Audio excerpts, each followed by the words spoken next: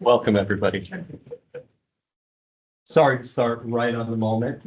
We do expect people to trickle in over time, but we do want to get started so that we have plenty of time for our one-on-one engagements and the breakouts where we can learn a little bit more about you, even though you've already attended perhaps some of these sessions and filled out the survey prior to attending. My name is David Savarese. It's nice to meet you. We're going to go around and do introductions in a moment. Before we do, just wanted to give you kind of the ones and twos of today's meeting. We're gonna have a break approximately every hour. We're gonna have a couple of breakout sessions, one individually within small groups, and then one as a kind of entire group, since there aren't too many people in the room here today. So we'll all be working together, although there is a lot of one directionalness and kind of PowerPointiness to this presentation. The slides you have in your hand, and they'll be on the website. We also want to make sure that you feel listened to and heard. The way we'll be breaking up the sessions today is first we're going to talk about kind of a grants 101 of preparing for grants, the basics of grants writing, pre-award type discussions. Some of these grants 101 topics have already been discussed during this United Way grant series. But we want to be sure to recap that so that everyone has a good understanding of progress that we've been making already, the path forward, and if you haven't been able to attend, it might be able to provide some light as to some of the items that you might be interested in, depending on your experience level with grants. We'll also have a breakout session where we talk more about what you're pursuing, what you're interested in, what your aspirations are, any challenges or successes that you've seen. Then we'll start to take a closer look at the grant delivery and capacity building exercise, and then compliance, finance, and project delivery.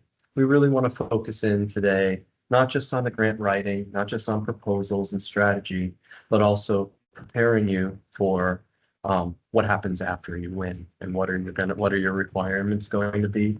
We really want to empower you from the very start to understand what you're proposing for and to make sure that you have the ability to deliver and comply with the requirements, not just for federal grants, but for kind of finance and funding by and large. Particularly, we'll be taking a look at some nonprofit management type slides today. We'll also be taking a closer look at project delivery. My name's David Savarese. I'm a certified urban planner, chartered environmental manager. I've been working for FEMA as a contractor in recovery in Northern California, in the U.S. Virgin Islands, in Florida, in New York, and Louisiana during the course of my career. So I've seen some really catastrophic damages, but I understand that this is also a sensitive issue and that it's a really personal issue. Now, we're not just talking about stuff today, we're talking about home and community and family. Ellen? Yeah. Hi, everyone. My name is Ellen Roussel. I'm an infrastructure funding and grants consultant. I'm also a FEMA contractor, and I work most usually with city and county governments and transit agencies and public utilities on putting together funding strategies, searching for grant opportunities, and then putting together grant applications, and then some of that back-end management when and if they do receive federal funding. So nice to meet you all. As I mentioned, we ended with 2 minutes to spare yesterday, and we want to open up the breakouts for a little bit longer. You'll notice in the slide decks that we've shared in the hard copies, there's some slides in that hard copy that aren't in the deck anymore. That's mostly to kind of expedite the conversation and make sure that we get to the point where we're able to connect with you authentically. The reason that we want to start with listening is because we think that's the really best way to understand kind of where you're coming from. And before we kind of get into the root of this presentation, maybe we could go around really quickly, and if everyone could kind of say their names and what organization they represent, or maybe what neighborhood or community they represent. Hi, my name is Danny Lee, and I actually used to be the office manager at Holiness at Pittsville in Atlanta. And currently I'm working with Maui Pono Foundation to help people in the Okay. Hi, I'm Robert Udall. I'm with the Prosecuting Attorney's Office. We work on some of the federal grants and state grants.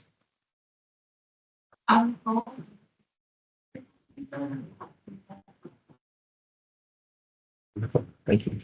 Hi, I'm Victor Leonardi. I'm with FEMA, work alongside Lindsay and previously with the Salvation.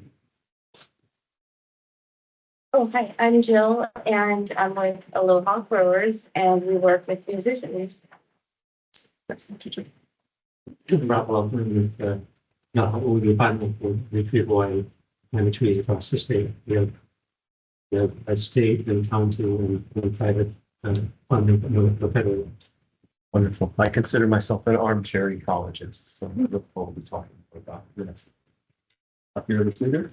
I'm Lindsay, right, I work for FEMA, but I'm actually from Maui, from those to people to try and help me do like this, to help you guys get on my family on this money.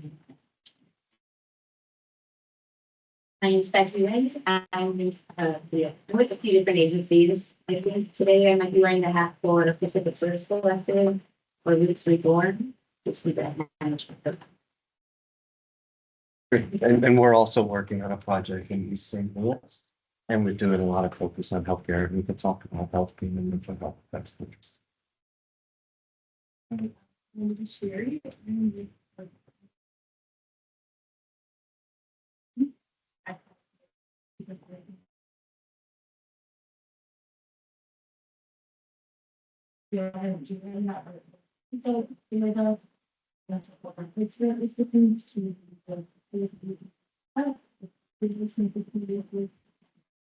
Wonderful. I'm Bridget. I am also the administration for training programs, which is part of the U.S. Department of Services.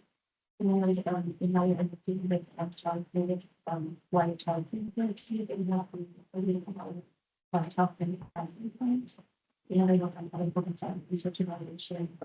Many of the resources are things, right? So it's very important because with experiences and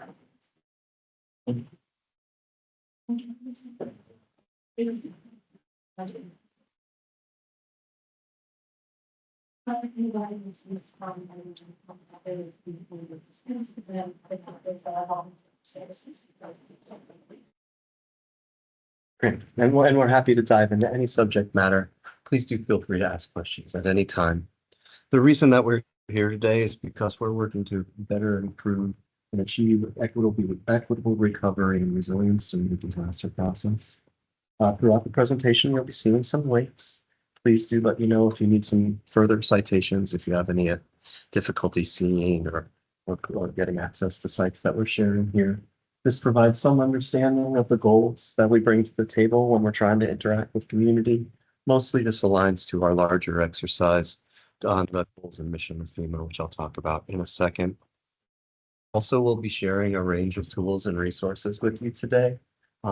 There's a lot of resources on FEMA.gov. There's a huge amount of resources on grants.gov.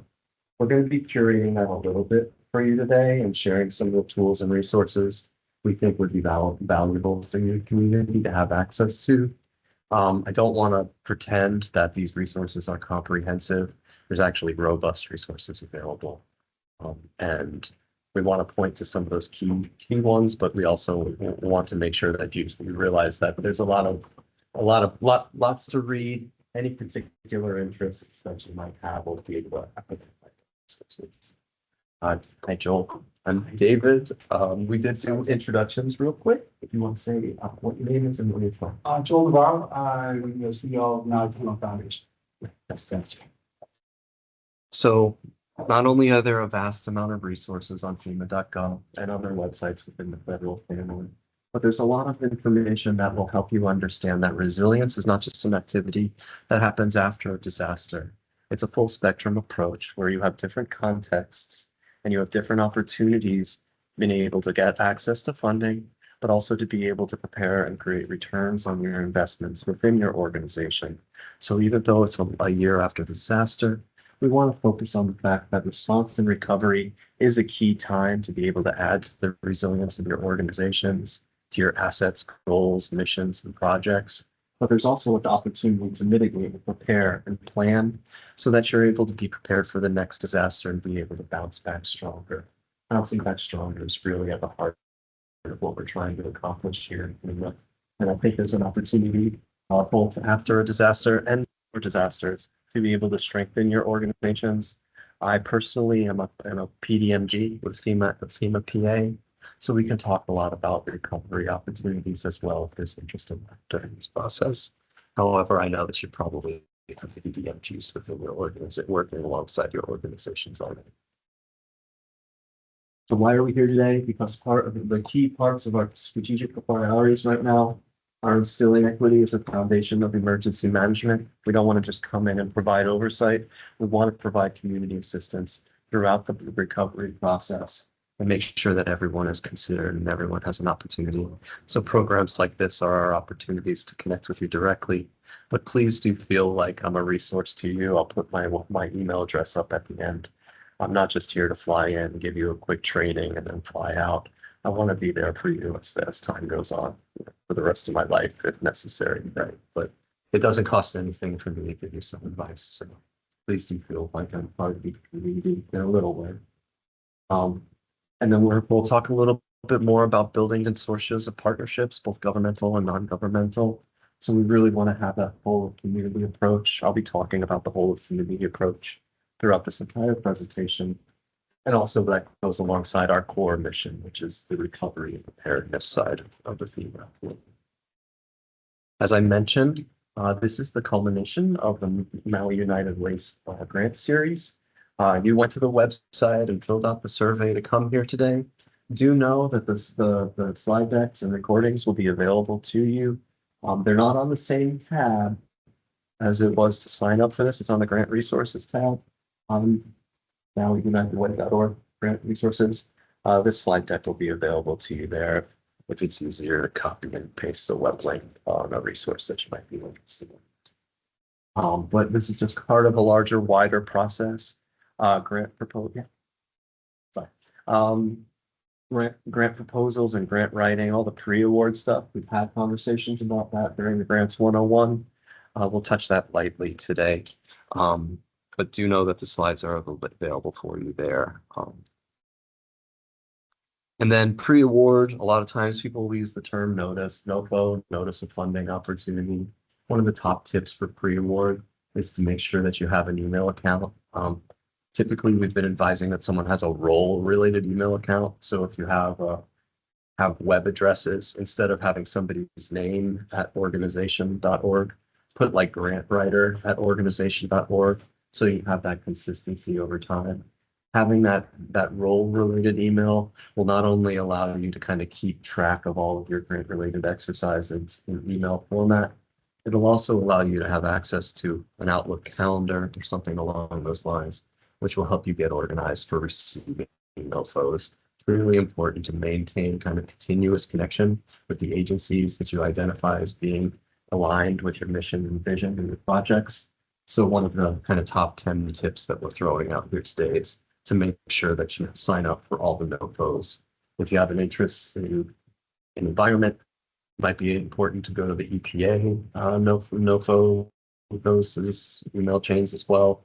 Depending upon what your mission is, you really want to make sure that you're maintaining connections with the agencies. That's what those types of things. I know that the EPA and FEMA have it. What you're suggesting is to sign up as grant writer at whatever. Yes, if you have that technical capability of creating a web address for your grant writer, it's really good to have a single kind of access so that if that person were to move from their position, you're not losing their email or you're not having to kind of move or archive email from someone in a position where there's any churn or rotation. That was Lindsay's idea yesterday, a really good one. Position emails connected is word isn't always very helpful because then they release it for DP. It's not like super silver post when like right like the email. So position emails for any position.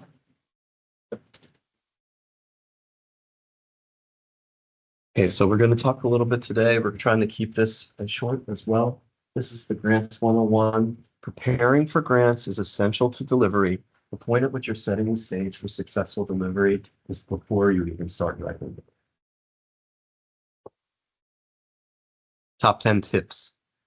We've been finding a lot of synergies between the folks that we've been meeting. We did leave the kind of notes from our breakout sessions over there if while during one of the breaks you're interested in what we talked about yesterday. But we're seeing folks with similar interests that could combine and bundle and talk and engage about topics where they might have an effort to be able to coordinate and consolidate their efforts during the grant writing process. We really don't want local NGO organizations. You don't want to have two organizations writing the same grant for the same purpose. You don't want two people writing the same thing. And we also don't want folks, going into their basement and writing a grant without connecting with the wider community. So it is important to kind of not only connect with us, but to build your wider cohort. So the folks in the room, when we have chats on the breakout today, you might be able to meet some new friends and work together and working together strengthen your exercise as a whole. We've talked about signing up for NOFOs. We'll be talking a lot today about being practical, having a budget and a plan. Grant writing is not about long listing your needs. It's about taking that long list of needs and translating it into a solution that you think can be adequately described, budgeted, planned, and funded. When you have that comprehensive narrative, you'll be in a much stronger position to win the grant. And you'll also be better prepared to deliver these expectations that you set for yourself. We'll be talking a lot about the pre-work and the iterative process of grants. We're hoping that every time you write a grant, you're making your content stronger and stronger. And that pre-work, that legwork that you're doing will really help you on the administrative exercises related to complying with the grant requirements. Break out a calendar. It's not really a good idea to be responding to an OFO with over the weekend before it's due. You really want to have an understanding of what I've been calling it horizon scanning of what grants you want to be applying for in the future. While all grants are not year after year, some of them are only a single instance. I tend to say that the time that you start writing a grant is the day after you submit it. So if you submitted a grant for trash cans and Keep America Beautiful today, the day that you start writing your Keep America Beautiful grant for next year is the day after. So that kind of pre-work, that pre-preparation, the horizon scanning is absolutely essential to your success. And it just frankly makes your life easier. Align your goals and your opportunities. Make sure that the goals that you're setting are thoughtfully aligned to actual things that you can accomplish. Action orientation is something I'm going to be talking a lot about today. You don't want to get stuck in the iterative planning process, making plans over and over again. You really want to shift away from making plans to taking tangible action. Discuss connecting with others and bundling. Number 8 is my favorite. Go forward with no fear. I think it's really important to feel comfortable enough to put pen to paper and apply for a grant. While you want to be well prepared and positioned and capable of delivering anything that you propose, it's also it's going to be helpful just to get the ball rolling, start building that momentum. The small grants will really help you prepare for the larger ones. And then the last 2, tell a story and communicate clearly. These are 2 different approaches. There are 2 core approaches to what I call crafting a compelling narrative. You need to remember that people, grant funders, folks that are reviewing these submissions and proposals that you put into the pipeline, they don't know anything about you. You need to be able to be brief, but you also need to be able to explain your needs. To be able to clearly communicate that. I tend to recommend writing at a 9th grade reading level. Don't want long compound sentences. You want to really be able to clearly articulate what you're trying to accomplish. Every time you create boilerplate content, whether it's for writing an annual report, whether it's for communicating with your stakeholders and community, that's content that can be repurposed in the future, especially if it's something like an annual report where you spend a lot of time getting it just right. I mentioned needs identification earlier. I know it's been a year since the disaster and you've probably already gone through the long listing exercise, but it's really useful to have a real comprehensive list of what you think you'd like to accomplish. You're not going to be proposing on grants on everything on this comprehensive list of needs, but it's a really good exercise to be able to kind of take a wide aperture before you start to funnel down and identify solutions that you think are in good alignment with grant opportunities. There are some specific methodologies on need assessment. I can happy to share those methodologies with you. The long and short of it is that you have to have a wide aperture and listen to the whole of community during the process. You don't want to be talking to the same people over and over again. You want to be able to cast a wide net before you start really zoning in what you're trying to achieve. Be prepared to collaborate. I think it's really important to have conversations. Like I mentioned earlier, if there's two non-governmental organizations hoping to build a library, you don't want them submitting 2 grants. You want to be connecting with the wider community in a way that you know where you're competing and where you can best connect with others to bring the power of multiple people to a project. And even if there's just 1 or 2 of you, bringing that team together, whether it's just your intern and your executive director, or yesterday we were speaking to somebody and they bring their sister into the room to review the grants, right? Bringing your team together and working together is absolutely essential. Writing grants is not something you can do in a vacuum. During that process of bringing your team together, you want to make sure that you have an idea of what you're trying to achieve and the resources that will be necessary to achieve this. Over the course of today, I'll be mentioning that projects are what grants are for. Winning a grant is not just a pot of money that you can pull from. It's a pot of money to achieve something that's something specific. So grants are just a small part of your overall funding and grant or fundraising agenda. Grants should be for projects. They shouldn't be for the ongoing operations of your organization, unless that's specifically what the grant intends to do.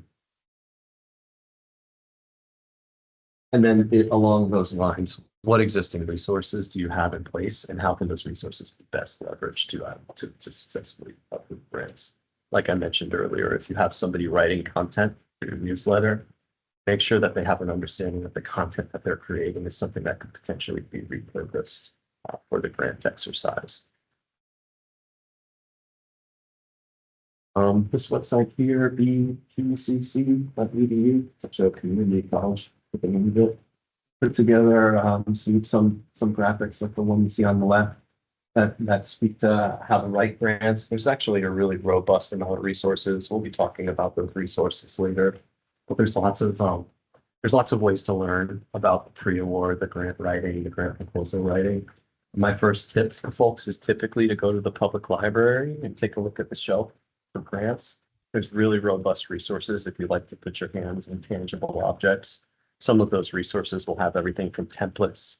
Others will have kind of draft language. So if you've never written a grant before, you'll have a better idea of what successful grants.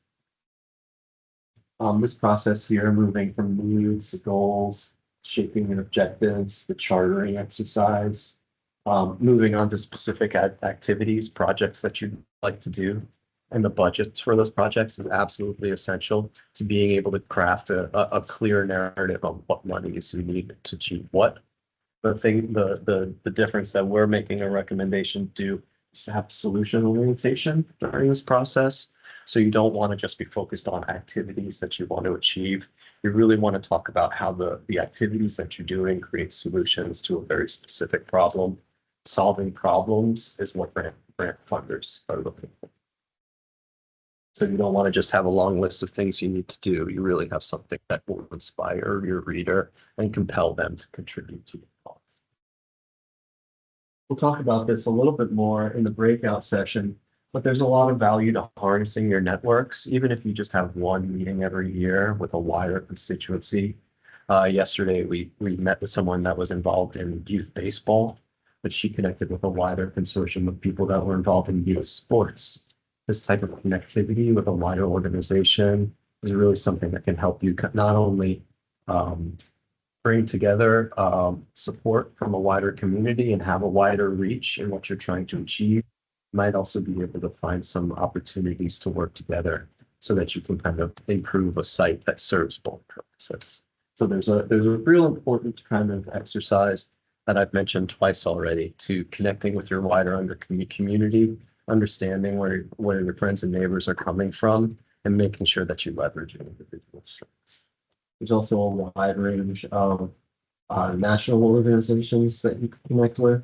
I belong to the American Society of Adaptation Professionals, the Resilient Nation partnership is something that FEMA brings together communities for. Really interesting stuff that they put on their website. Really inspirational work. And then there's also the National Voluntary Organizations Active in Disaster and some other local and FEMA resources. The feds, the state, your local communities, your government supporters are typically there to support you. And it's really important not just to network with your friends and neighbors, but also your community leaders. Important to conduct research to identify your needs. It's not just going in and writing down everything that's been in the back of your mind.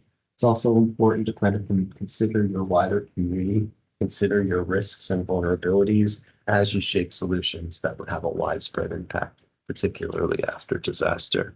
Again, we have a wide amount of tools that'll be available to you. These are tools that are intended to help you clearly and consistently play from the same sheet of music when articulating community. The census is a good example of like a resource provided by the federal government that will help you characterize your neighborhoods and your communities, your census designated places. Some of these other tools like the EJ Screen tool are not only really important and fundamental to contextualizing what you're trying to achieve, the number of people you're trying to help, but they're also oftentimes required as part of some of the proposals. So it's important to know that when you look at the notice of funding opportunity, if they make a recommendation like, please provide a map of your service area, that they also will oftentimes provide tools to make that process easier.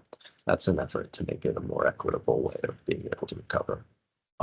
It's important to note that you're competing with the New Yorks, Los Angeles, the Miamis of the world, and all of these places have vulnerabilities and risks. So it's important to be able not only just to tell your story, but to show the magnitude and the ripple effect that you're creating, even at the smallest of investments. Mine your network. Oftentimes within the federal family, you'll have something called a technical assistance coordinator or a contact. Know who those people are and don't be afraid to reach out. They're not just there if you have a problem with your proposal or if you have a question about the notice of funding opportunity. They're there to kind of clue you into the process and help you start or help you build momentum. Really critical to check in with your partners as well.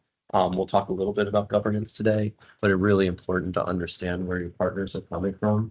We talk about building consortia and how bringing community organizations together really strengthens and emboldens your proposal. But at the same time, you need to understand what your partner's requirements are. The prototypical example of this is if you want a letter of support from your partner, but their bylaws make it required for them to have a meeting or an agreement amongst their board to issue that letter of support, but they only meet 4 times a year. It's really important to get in front of those types of exercises. So it's really critical to make eye contact and to break bread with your friends and partners and your organizations that you work alongside. But it's also important to discuss the particulars related to their bylaws and their organization. There's also some great EPA programs out there. We're not just talking about FEMA today. There's HHS is here today to kind of talk about all of the benefits that they bring to the table. And also, don't just think that it's FEMA here today. And if you have any interest in a wider federal family, some of the Maui United Way's earlier grant presentations from this series talk about those specific agencies. So if there's something that you're interested in particular, please do feel free to let us know.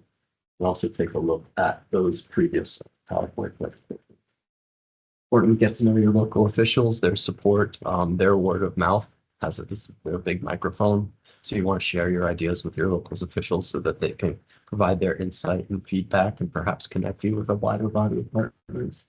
And then social media is also a valuable tool to understand where your community is coming from and how your mission can help serve a wider group of people. Not everyone has the time or availability to come to meetings, so it's important to kind of check in on the wider group of community. The easiest doorway to entry is social media. Don't be chained by Reddit and Facebook. but know that it's a useful resource, right? There's a lot of trolls out there, but there's also a lot of people that want to share and contribute, connect. Make sure to track your opportunities. Like I mentioned earlier, the day you're starting the proposal is the day after you submitted the last one. Make sure that you have a bit of an understanding of when you can expect notice of funding opportunities to come out. Most of the times, if you have a grant writer in your organization, you'll walk into their office or their cubicle and you'll see this year-long calendar with little stars that show when they're going to expect the NOFO to be released and when things are due. That type of long forecasting time is really essential. You're going to have to pick and choose, especially if you're doing more than one grant a year. You really want to make sure that you have some alignment in terms of when you can expect things to hit. You don't want to feast or famine. And a good way to figure out when is this NOFO going to come out is to look at the previous year's award. So while you might go to grants.gov and do a search and say, oh man, we just missed 2 of the ones that really were a good fit for our organization were due last week.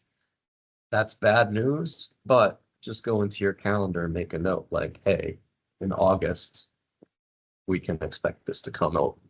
So let's get ready and let's get ready, Jim. Please. Especially when you see Noble's Mountain, if it gets ground to wherever it be. Let's say, it's kind of first. And it's a 3-year grant. I would expect that possibly not the following year, it's a 3-year grant. Or the big full 3 years. Whenever there's a hard question, you'll see like, look at Alan. Like, do you mean like a 3-year maximum funding period for the grant? Yeah, I have to say, yeah, this granted for 36 months or 48 months. But I know sometimes they'll call the following year the same grant. Opportunity when just waiting up another 3 years, but nothing. Yeah. So the maximum period of performance for your project under that grant program doesn't necessarily dictate when the next notice of funding opportunity for the grant is going to come out. Okay, so that then is like, I've missed a couple, there's a 3 or 3-year grants, so I'm still gonna check that same time for next year. Although, starting the first of that month, I'm gonna keep an eye on that forward, yeah. Yeah, I think if you can see that past cycles have been annual cycles, I think that you can maybe expect that it will come again at the same time next year. Some programs maybe are every other year or something like that, so they're not necessarily all annual. But I think if you can see kind of a pattern of the program coming out annually, you can mark that in your calendar. And I see. Yeah, I just want to add like this. So sometimes in the notice of money announcements, you might have missed. You can see that there's contacts and you can be a program officer grants kind of or a potential agents coordinator that usually they're working with the finance staff. You can email them and say like, hey, I missed this. Is this a standing announcement or is this announcement going to happen? Like Ellen mentioned, like some announcements they have multiple programs.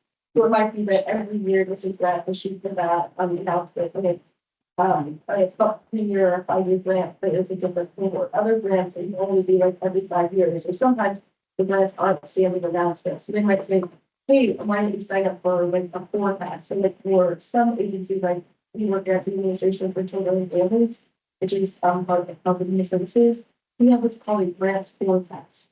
So we can let you know, hey, if that grant is available, this is a grant that is very similar that your agency might be interested in. And here you can sign up for these grants forecasts and it will give you the notice of funding opportunities that they are planning on how many works are going to be doing what the project of performance or stuff. So that's something we really want for is having those contacts and notice of funding that would be other agency contacts. And sometimes it might be a contractor, but it's an actual person. Yeah, exactly. Okay, actually, I've seen that for like that plus Yeah. so we need somebody more, sometimes you can talk with people. Right, as the person that answers those, like I actually respond to them, and I know that the technical people do. And some agencies also have pre-applicant type of processes webinars, where they help to say what they can look at. Sorry. No, please, and that's the right answer. The only caveat is I was going to say if it has a phone number, I tend to call first and then send afterwards. as if there's somebody that can answer the question on a phone, why add that 3 days delay of getting that email message? Maybe I'm too old school. I don't know. Sometimes you get to call me and install. Yeah. 6 hours difference and, you know, they they're eventually. Yeah, I was on a call at 5 this morning, so I hear you. And then I'll talk a little bit about administrative burden, especially for folks that are new to grants in the room. There are some kind of practicalities that you need to do, particularly the UEI, unique Unique entity. entity ID, yeah. Yeah. More on this is available on grants.gov and sam.gov, but it is a process that you don't want to wait till the last. Get sorted. And then also remember that there's debrief meetings. If you do go through a grant exercise and you don't win, do feel free to reach out to the same point of contact to say, hey, is there a way that we get a debrief so I can understand how to write this stronger next time? Quickly, self-assessments are really important for successful grants. There's a few questions that I suggest you kind of ask yourself. These aren't formal, these aren't required for an OFO, but do I have wider community buy-in, right? A lot of times, especially nowadays, you're going to see this kind of requirement to prove that you're providing equity and other exercises. So in order to do that, you want to make sure that you're reaching to the widest lens of your constituency. Number one question is, do you have this capacity to deliver? And in understanding that for yourself, how are you going to be able to communicate that? Most of the time, the ability to successfully deliver is illustrated by your previous grant awards and grant development delivery. So if you don't have that kind of history of successful grants and successful grant delivery, you really want to be able to craft a compelling narrative to prove to the funding organization that you have the ability to pull it off. Be familiar with what the funder wants. We've mentioned this a couple times. Alignment between your mission and the grant funder's mission is absolutely essential. So while you may have a long list of needs, being able to identify, oh, this seems like a good match. Like it's for my state. It's big enough to accomplish my task. It's small enough so that I can actually achieve it. That type of alignment is something that we're looking for. So it's not just an idea of creating a search term to find a grant. It's being able to create a search term to find the grant and then read the details and think about how it connects with your wider efforts. Go ahead and start writing. A lot of grants you'll see it does get to be kind of routine. It's really important to kind of put pen to paper and overcome that fear of a blank page. You're going to have a long list of requirements coming out of the NOFO, but you want to really start, even if it's just kind of chicken scratch, like what would I say in answer to this question? Putting pen to paper is really the first way of identifying where your gaps truly are. Think about, I call it the quadruple bottom line. We're going to talk a lot today about the importance of taking like a business person's attitude to these grants. Like you got to be a business person. You have to think about time, cost, and quality. We're going to discuss that at length. But grants are not just about time, cost, and quality. They're also about magnifying and duplicating your impacts over time. So everything that you do should be setting the stage for future successes.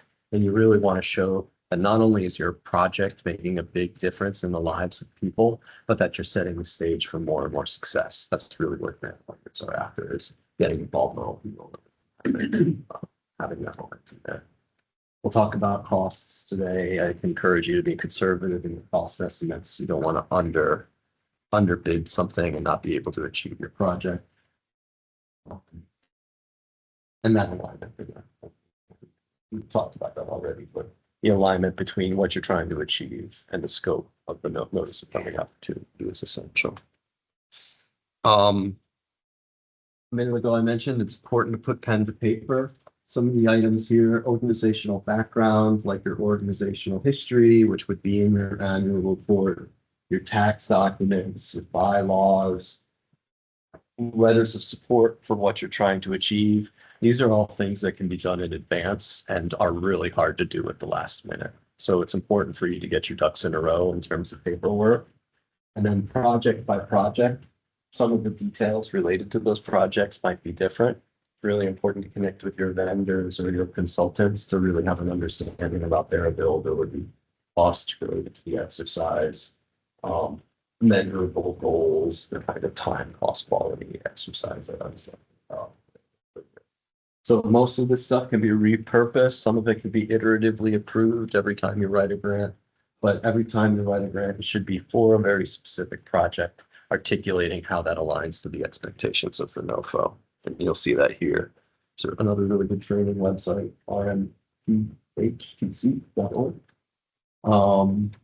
The grant cycle over and over again, right? Your grant writers have this 24-month or 12-month calendar, and they're thinking about the future.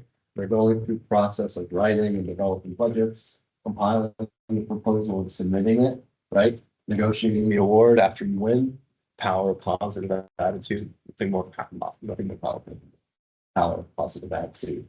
But after you've done that pre-award exercise and after you've delivered a project, it's going to all happen again, right? So year after year, you can reuse the content that you've developed, but you can also make it better every time. So let's take a little time, take a little 5-minute break, if you like. Well, before we break into groups, can you raise your hand if you're new to grants or totally new? Maybe 1, 2, 3. Okay. If you feel like you're new to grants, go on this side of the room when we come back from break. If you're tried and true, come on this side of the room. We're going to try to have kind of an equal number of people in the room. We don't want to put everybody on one side because we want everyone to have the opportunity to talk. We're going to break out and have a discussion about what you discussed in your survey that you created to be in this meeting today. Well, we're also trying to identify what projects you're after, what grants you've worked on before, what grants you intend to work on in the future, and your wider aspirations. So if you need to use the restroom, go ahead and do that, and then come back to your respective zone. Ellen and I will be on this side talking about the really kind of hardcore questions for those of you that have already kind of been part of the grant world. And then over here, we'll be just talking about the new. So if you don't need to take a break, we don't have to do that either. But please do feel free to join with us. Really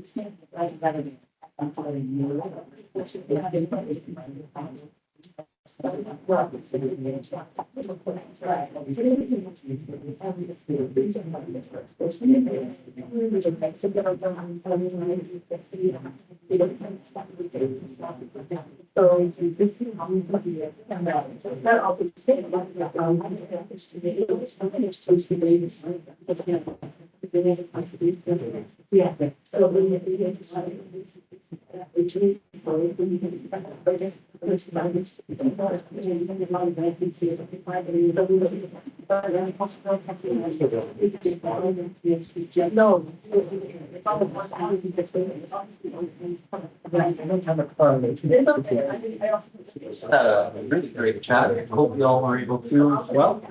Wonderful, wonderful. Really pleasure to see some of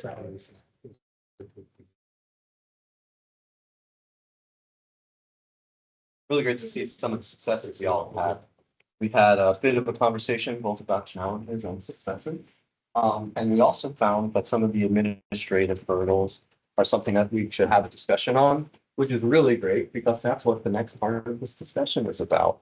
So we're going to be talking a little bit about project identification and development. So we've gone through the exercise, where we've done the strategy, we've done the pre-planning, we've started writing. Now we're going to start talking about crafting and developing your projects and programs. These are some of my favorite experts. I'll be citing these resources throughout this section of the presentation. I wanted to give a shout out to the people that inspired me. I am not a CPA, so I thought it would be useful to kind of point some attention to resources from my public library that I use to create some of these materials. Something that I didn't mentioning is I did remove social entrepreneurship and nonprofit accounting for dummies from this from this bulleted list here. I do think those are two very valuable resources, but I don't want anybody to think that I'm calling them a dummy. So I took them off here. The reason that I had them on there originally was because after reading Nonprofit Accounting Made Easy, by page 15, I was overwhelmed, right? My 13 years experience in a master's degree. And the book about easy nonprofit accounting is overwhelming to me. If these are a bit of a bridge too far for y'all, and you do have these types of bookkeeping or accounting responsibilities, there are some resources available to you to really wrap your mind around some of the requirements you might have as a nonprofit. And we'll share those resources again later. Finding your way is really essential. There's a very kind of complicated ecosystem behind social services and nonprofit management. Finding out where you personally fit in this ecosystem is important to understanding what you can do and what value you're going to bring to the table, where your strengths are, who you need to connect with to address certain gaps and challenges. This is a sort of a self-assessment exercise, but it really helps you understand that you're not kind of in this alone, writing something in your basement, that you should be part of a very robust ecosystem. Even when you're not even working on the same exercises, y'all are still serving the same community. So just conversations amongst yourselves might be useful, right? Just to really understand what the game plan is across the entire island. Just as kind of a quick moment, this is for a grant that I wrote for City and County of Denver. I've mentioned before the importance of bundling and coalition building, especially for large grants. These coalitions can be very large with very sophisticated stakeholders, right? And even though we put together this broad coalition with deep expertise and deep public support and 100 letters of support with all of our political representatives in the area, we still got second place. So you're not going to win them all. Right? Don't be disappointed. Don't be disenchanted. Use the work that you've done already to empower yourself for the next time around. They already know what you're trying to achieve. All of your broader network, that broader ecosystem continues to work together. So it's really important to remember that it's important to bring together the whole of community, but it's also not necessarily a guarantee that you're going to win. Today, we've mostly, thus far, we're going to really start to get into the post-award discussions right now. But it's really important to remember that pre-award and this pre-award, before you write the proposal, as you strategize what you're going to be applying for, you're setting your stage, you're setting the stage for awards, right? And I've been talking a lot. You don't want to overcommit. You don't want to be held in non-compliance. When is the point where you're setting your stage for success? It's here, right? Because the moment you've decided to submit a proposal for that NOFO is the moment that you're pretty much committing to delivering. I'm talking a little bit about budgeting today. We'll talk a little bit about it more. You need, at minimum, to be able to have kind of a rough order of magnitude, a back of the napkin understanding about what you're going to be applying for and what you need to accomplish. You need to be kind of aligning at a very high level during that pre-award phase, where your money's coming from and where's it going to go, right? If you can't do this type of exercise, you might not be ready to take on some of those larger programs and projects. What does your organization look like? We're going to be talking a little bit today. I think most of y'all have already kind of been part of nonprofits or kind of pretty well established. We do kind of try to answer the question, should I start a 501c3 in this presentation? I'm going to fly through that pretty quickly. But there are questions related to the structure of your organization, the responsibilities that you have, the type of a nonprofit you are, whether you're part of a larger umbrella organization, where your operating budget comes from, what your partnerships look like. These, again, are questions that you definitely need to be asking of yourselves so that you can define what you're trying to articulate that in your proposals. It's also critical and essential to building those partnerships. If you don't know what your mission is, it's going to be really hard to partner with another organization that has a similar mission. So these types of questions are things that you need to ask of yourself before you commit to any kind of broad exercise or program.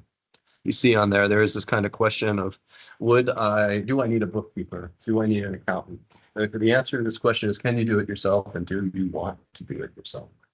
The definition between what I like to consider insourcing versus outsourcing is items that are critical to your mission. So if you've gone through this exercise of having a charter, identifying your goals, turning those goals into objectives and activities and projects, all of that type of exercise will help you articulate what your mission is. You're probably writing that in your annual report.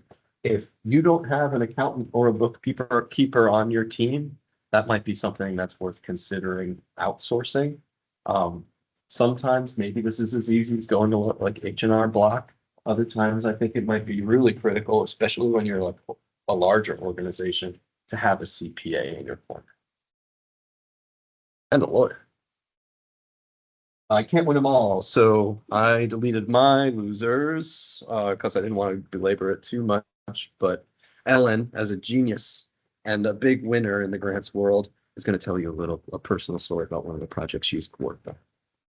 Yeah, thanks, David. So this is just a personal story of a grant that I worked on that didn't end up winning. You win many, you probably lose many more. And so this was for a USDOT grant for a flood mitigation project in Florida.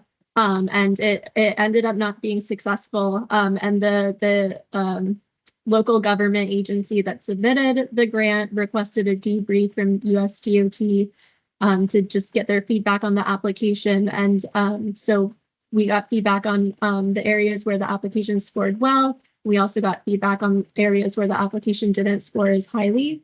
And so for this particular example, the application wasn't as strong in incorporating community input into the design of the project, and then also wasn't as strong in incorporating community engagement throughout the delivery of the project.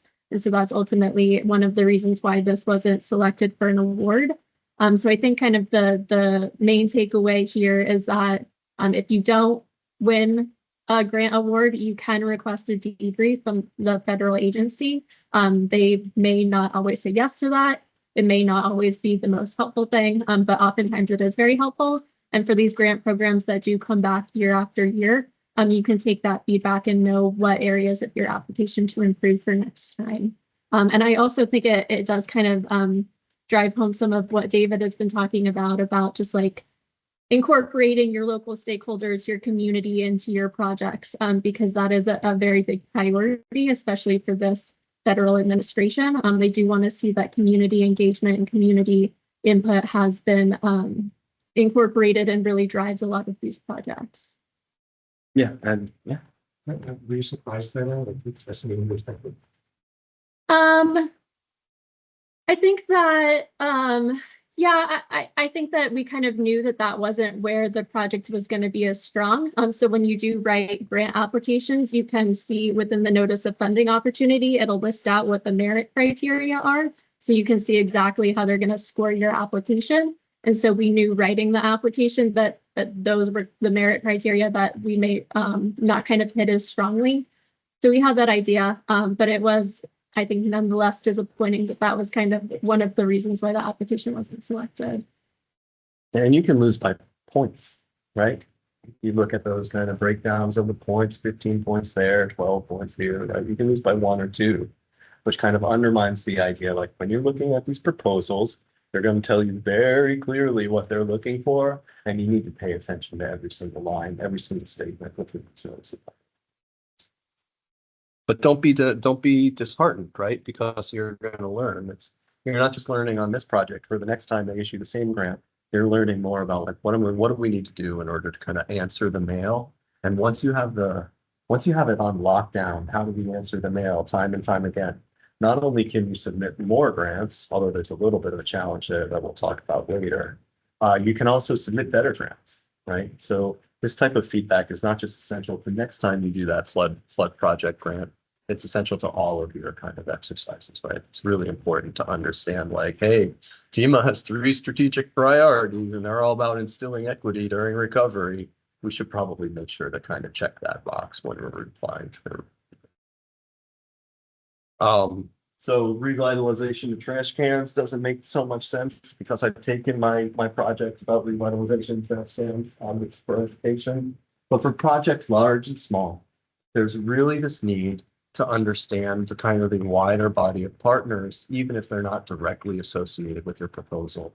My example here is like, yeah, let's say you won $15,000 from Keeping America Beautiful to put new trash cans out there. In order to win that grant, you still need to make sure you're going to communicate with the city so that you're adding those trash cans that are out and they're not just going to pile up full of bags, or you're not going to have the resource to clear them for yourself. So not only are you kind of operationalizing the project that you're suggesting, you're creating the operations that maintain the assets that these grant funders are investing in, but you're also kind of articulating like, how am I going to make sure that this project isn't just a ribbon cutting, but it's something that's successful year after year, especially for large proposals. This is from the Denver one I mentioned. You can have a really robust set of interactions. Actually, in most municipal kind of exercises, there can be these kind of complex connections with your political representatives and your community organizations. Don't be intimidated by that, right? You don't necessarily have to have 100 meetings to create this organization chart, but you're going to probably need to have a couple of them. And as it says here, there's a wide coalition of partners. I'm not just talking about like the other NGOs that you work with.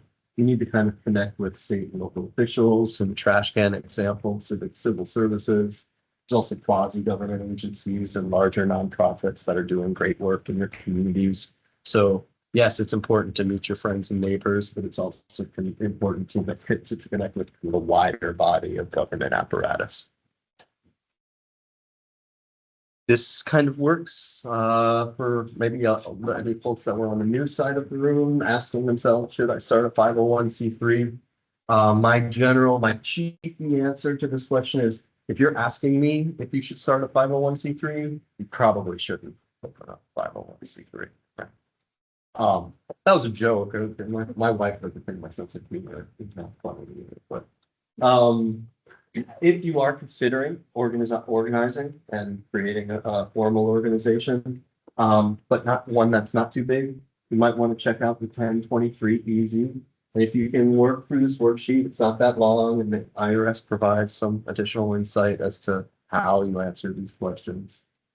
If you can get through the Easy worksheet without saying yes, that means that you might be able to be a 501c3 without having to go through the robust detail that you would find in the 1023 itself, right? And again, we have instructions on how you would go and use these kind of IRS forms to initially shape your organization. You're still going to have to do your typical exercises of nonprofit management, ranging from writing your bylaws to nominating a board and determining who has the responsibilities. Oh, there it is right here. So key steps. If you have decided like, hey, I think I'm well positioned to create a 501c3 or another 501 type organization, your team is going to be kind of shaped by your bylaws. It's going to be informed by your board. The nominations and kind of quorum of your board will kind of inform the activities, the cadence of your interactions. You need to make decisions when crafting those bylaws. Where do you put the power? Do you put it under the executive director? Do you put it in your board? If you put the power in the board, then you're going to have to insist on more regular meetings instead of like biannual meetings. If they have all the power, they can't just meet twice a year. I like to suggest making a responsibility matrix where you go through in detail. These are our activities. These are the things that we do with regularity. These are the people responsible. These are the people accountable. These are the people that are informed of the decisions. These types of matrices are kind of basic project management exercise, but can really be useful when you're trying to make a decision on who does what when. Can I speak to that for a second? Sure, yeah. So I ran a nonprofit for like 15 years, and the bylaws are really old. And the only thing I just want to say is that responsibility and authority part of it. I mean, some people don't like the details, but having more details in there can be super helpful in the long run. Yeah. Well, and what you said there is key. Is the bylaws were old, Yeah. The bylaws. right? Especially in an instance when the bylaws are not only old, but they're entrenched and they're really hard to change, right? And you need to have some sort of quorum within the board And it's to make technology change. to that. Yeah. Yeah. So making sure that your bylaws are in alignment with your mission and your vision is absolutely essential. If you think they aren't, then it might be time to recharter. And this affects everybody in your organization, right? Like, yeah, maybe the executive director is the only person that really cares about bylaws and quorum, but ultimately it really will impact the ability from everyone to your staff, to your volunteer coordinators to deliver effective programs. I won't belabor this one too much, but it is important to kind of consider the practicalities of accounting and bookkeeping. I think you really do need to kind of take a firm, hard inward look to figure out if this is something that you need to pay for or not.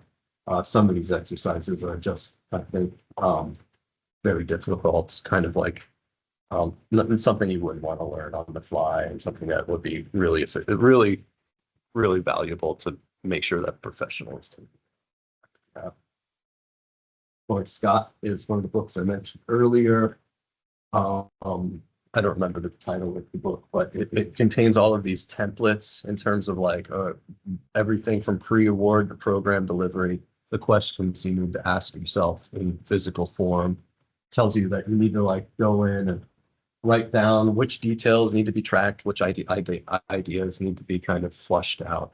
Really valuable exercise. And he also provides insight for all different types of nonprofits. A lot of times we've been talking about 501c3s in this example, but within the 501 category, there's a lot of different nonprofit types, all of which have their own unique kind of shape and form. And then these are also good examples of nonprofits that may already exist in your community that you can help build partnerships with. I come from the Business Improvement District and Local Development Corporation world, so I lived that bid world for quite a few years, and I can tell you with some certainty that they intend to kind of connect with community and want to be the hub of that wheel. So if you don't already have kind of a firm organization with momentum, these are the types of organizations that you can already partner with. So if the answer to the question of should I have a 501c3 is no, then these are 501c3s that you can look for to partner with and volunteer for.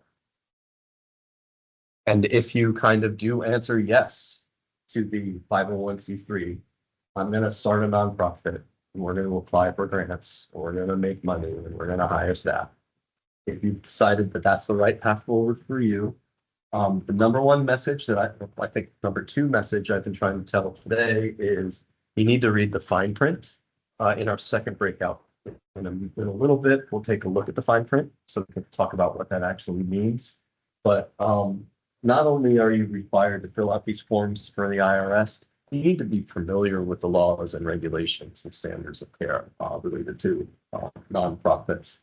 So not only do you need to kind of read the book that you get from the library, you need to be familiar with the most recent laws related to OMB and the IRS. Okay, back to basics. So we're about to dive deep into the details, but before we do, we want to kind of touch on kind of some of the key principles. What happens if you win the grants?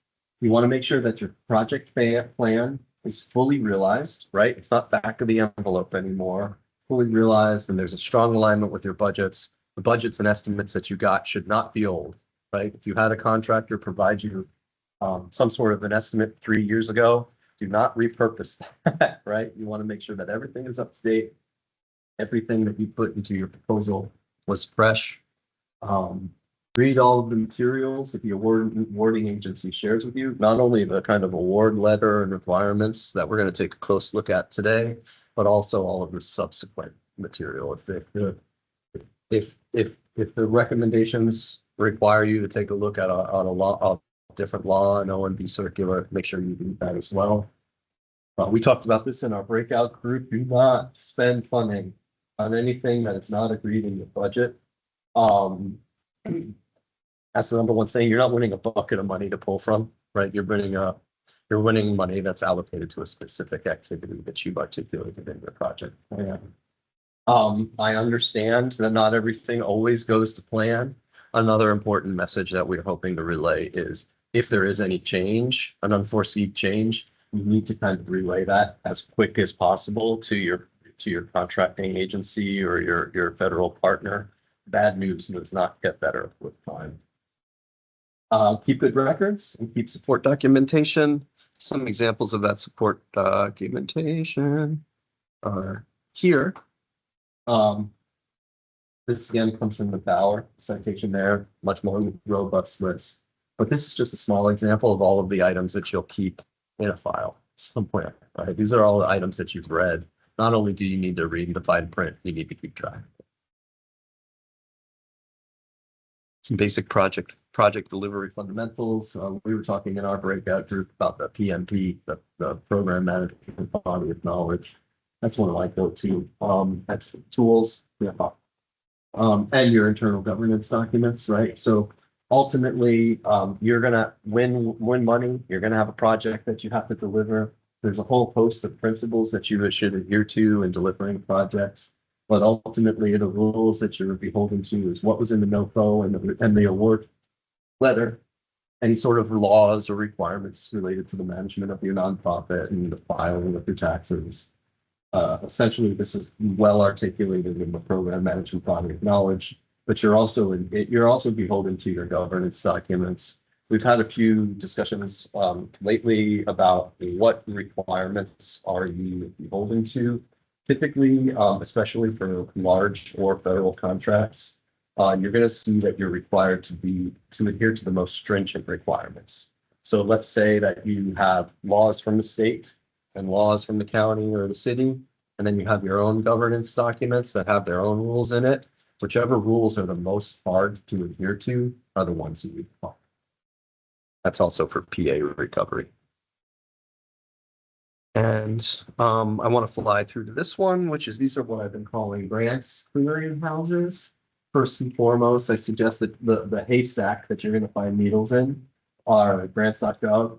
Not only does grants.gov have some kind of indication of NOFOs or previous awards, it'll also have some guidance and training above and beyond what we're talking about here.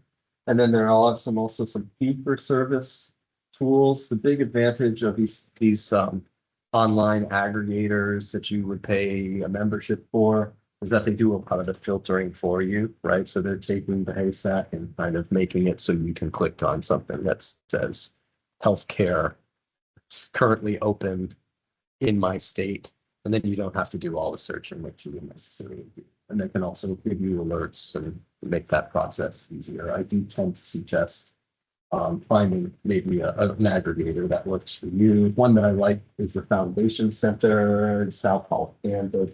Again, these are useful tools. It's not just about collecting NOFOs. It's also about providing you thoughtful insight. Other tools here, HAML in particular is a local one. What does HAML stand for again? What was it? Yeah, super.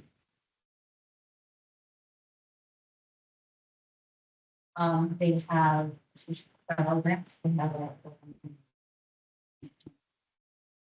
they also have conflicts between for executives, the author, so that so we are needing to do or that's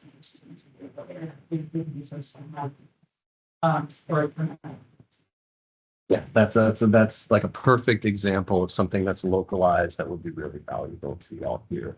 Another good one is professional organizations. There's a lot of grant professional organizations. A lot of times they'll be doing some of that curation for you, right?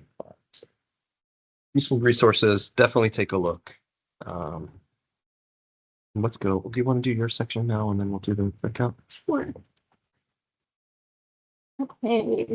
So I think now we're going to take a look at some of the back end of getting a grant award, so some of the compliance and reporting requirements. So the things that we're going to talk about are specific to federal grants, but I think important to note that if you get state funding or even funding through some kind of foundation, that they will also have their own terms and conditions that you'll need to follow. So when we're talking about grant management, we kind of broke it up into these 4 high-level phases. So the post-award phase, where you get your grant agreement and you have kind of a kickoff meeting to get your project officially started. the implementation phase where you're actually doing your projects, and all of the reporting requirements that come with that. The closeout phase where your project is completed, your grant money has been spent, you need to officially close that out with the federal government. And then the post-closeout phase, which may have some specific monitoring and reporting requirements so that you need to be aware of. So administrative regulations, just something to kind of note quickly, especially with a lot of the federal grants that are out right now, they may have some specific authorizing legislation, but I'm not necessarily recommending that you read these laws unless maybe you're aware. But it is just important to note that they may have implications for how your grant is going to have to be managed. The two code of federal regulations to CFR Part 200 is kind of the most comprehensive law that governs how grants and cooperative agreements issued by the federal government to non-federal agencies have to be managed by the federal agency, but then also has kind of the terms and conditions that you will need to follow as the recipient of federal funding. And then just last point here, depending on your grant program, it may have some program specific terms and conditions that you would need to follow. For the post-award phase typically starts when you receive your notice of award, and then the funding agency will issue a grant agreement. So this is kind of the very official notice that you have received a grant award, and it'll include things like your project information, your budget, your cost share requirements, your project period. I think it's important to note that as the federal agency reviews your application, they may make changes to your budget, or they may make changes to your project based on what they think is appropriate. And also as federal agencies review your applications, they may do some kind of risk assessment.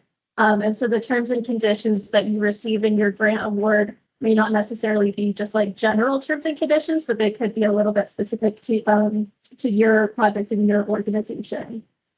So a grant or project officer from the federal agency may be assigned to you. So that person would be your main point of contact moving forward as you manage your grant and you deliver your projects.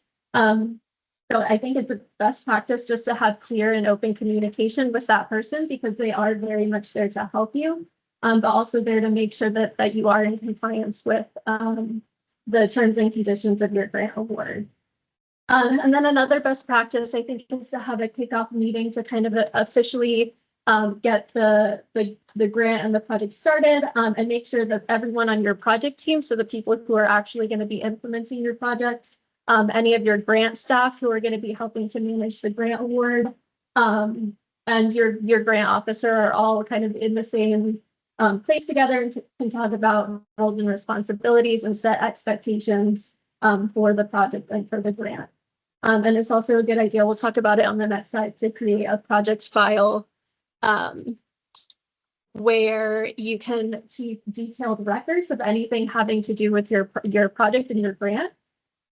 So there are very specific reporting and monitoring requirements as you deliver your projects. And so keeping a project file, which is just kind of a place to keep your grant agreement, your grant application, your work plan, your budget, any kind of correspondence with your grant officer, anything relating to if you have a subrecipient or sub-awardee that you're issuing some of the funding to, or any kind of contracts, keeping all of that information and documentation in one place. So it will help you as you're doing your reports and as you're closing out your project.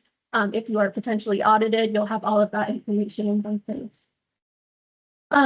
So progress monitoring, the federal agency is required to monitor the progress of your projects. And so to do that, you'll be submitting reports, typically quarterly reports to the funding agency. They may also do things like site visits or request project photos or do desktop reviews. You may potentially be audited depending on the amount of federal funding that you would spend in a year. You may be required to undergo an annual audit. If you don't meet that threshold, then you may not necessarily need to do an annual audit, but you could potentially still be audited. And then for grant agreement amendments, I think just as soon as you hear rumors about any kind of change to your scope or your schedule or your budget or personnel who are working on the project, you want to make sure to communicate that to your grant officer, because they can help you work through and make sure that any of those changes are still in compliance. And they may need to get additional approval on their ends for any of those changes. So just having that clear and open communication, I think is very critical.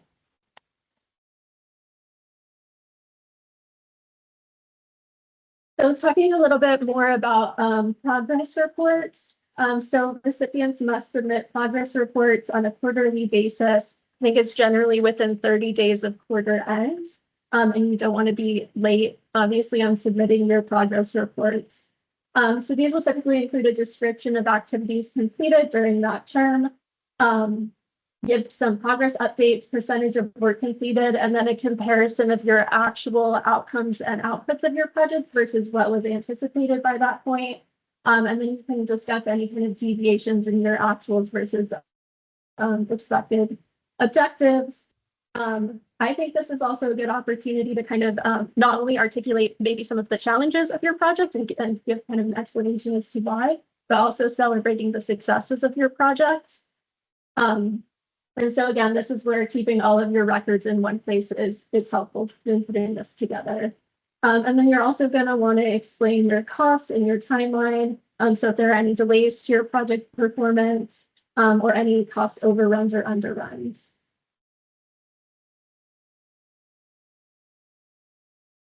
And so the other part of these quarterly reports is a quarterly financial report, which is typically submitted in a standard form 425, which can be found on grants.gov.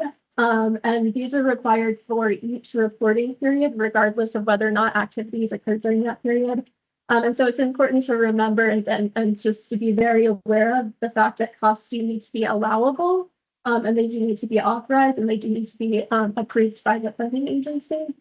And so your financial reports will include a status of funds, any kind of documentation like receipts of program income, any kind of documentation you need to verify your costs or any expenses that you've had, both for what you've spent and also for your cost share requirement. So things like if you have an in-kind cost share and you have staff who are putting hours towards the project and that counts for your cost share, you'll want to include things like timesheets for personnel and any kind of receipts and invoices as your supporting documentation.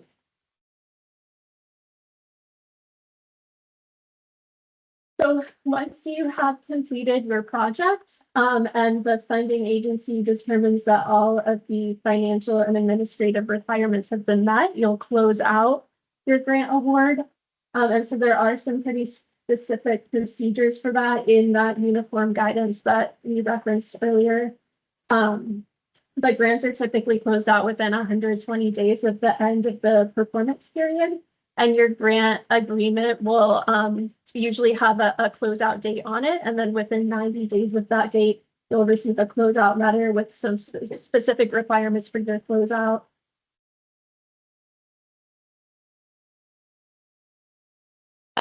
And so part of that will be submitting final financial and progress reports.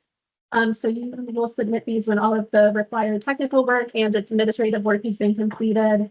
So similar, I think, to the quarterly reports, this will include a comparison of actual outcomes and outputs versus any of the anticipated outcomes and outputs, a narrative description for deviations in your work plan, a final 425 form. And this is also the period in time where you want to pay your bills, you want to pay your contractors, you want to liquidate any of your remaining obligations. And then the post-closeout period, you are required to retain your financial records and all of that supporting documentation for at least 3 years of closeout. And then you may, or generally are, also required to be accountable for any of the property that's part of your project and also the operations and maintenance to maintain the projects that that you have just completed. And then again, just the audit requirement. So you may still potentially be audited during this time period. So it is important, again, to retain those records. And just one thing that I didn't note in here, but if you do have any sub-recipients for your grant award, So you receive the funding as maybe the lead applicant or the lead on your project, and then you have partners who receive a portion of that funding. You will be responsible for monitoring and reporting your sub-recipients' activities. So it's just really important to kind of establish very clear expectations and roles and responsibilities with any project partners who may also be receiving funding, because they will need to report to you, but you will also ultimately need to report to the federal agency. And so you are going to be on the hook for any activities completed by partners for your projects. And so here's just a brief list of some elements of successful grant management. So project staffing, I think we've talked a little bit about the staff capacity and making sure that you have people on your team who are not only good grant writers, but also good grant managers and good project managers. So having people who can really understand the responsibilities of managing federal funding. Somebody who can maintain kind of a clear pathway to communication with your grantor is important. And then obviously having the staff within your organization to actually deliver the projects is important. Coordination with other projects, just to note about, you want to make sure that the project that you're delivering isn't have any conflicting priorities with any other projects that you have. Ability to meet federal requirements. So this is just a short list of some of the federal requirements that you will be on the for complying with. So NEPA, environmental evaluation, the Build America, Buy America Act. So some of your materials like iron and steel would need to be produced in America. The Davis-Bacon and prevailing wages, you would need to have demonstrate that you can pay prevailing wages. And then competitive procurement, if you are going to work with any kind of consultants or contractors, that is going to have to be a competitive solicitation. And then public and political support. I think we talked a lot about having just kind of local stakeholder support or local elected support or community support. And so just making sure that you can kind of maintain that momentum and keep your local elected and community members and local residents abreast of your project and what your project is seeking to accomplish for the community. Okay. Just on time. We'll take another little break. Before we do, I do want to repeat what we were talking about earlier about celebrating successes. Right, we've been talking a lot about the administrative burden and building up the skeleton to add the muscle to being able to deliver against these high expectations, the strings attached, the fine print, right? Once you get that cadence, once you get the momentum rolling, once you know how to do the reporting and the accounting and the finance and the closeout, that gives you an opportunity to take pictures of the work that you're doing and create a constructive narrative of the phase of the work that you're accomplishing, to feature that on your website, to put it in your annual report.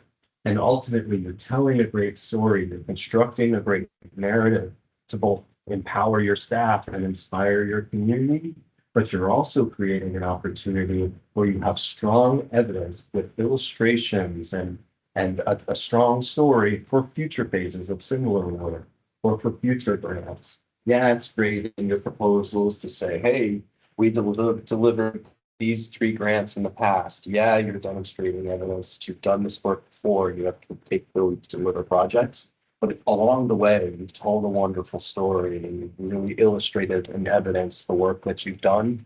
You're crafting public narratives. So we're going to take another close deep dive into the terms and conditions of grants in a moment. So go take a break, take a breather. And this will be the last section of the presentation where we're going to look at the finer details related to branding. So much appreciation. Come back in 5. Come back by 10 after.